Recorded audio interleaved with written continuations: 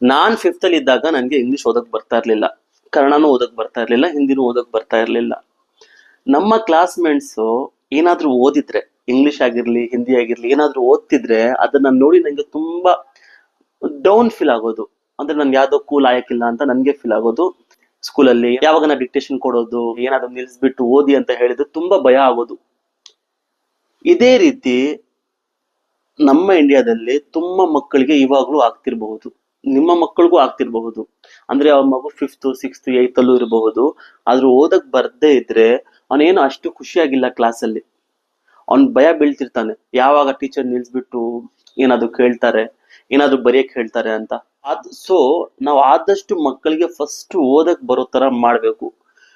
ಏನಕ್ಕಂದ್ರೆ Pratham foundation ಅವರ founder ಹೇಳ್ತಾರೆ, all the knowledge is hidden in words ಅಂತ. ಅಂದ್ರೆ ಎಲ್ಲ ನಾಲೆಜ್ ಏನೇನ್ ಇದೆಯೋ ಈಗ ಅದು ಪದಗಳಲ್ಲೇ ಇರೋದು, ವರ್ಡ್ಸ್ ಗಳಲ್ಲೇ ಇರೋದು.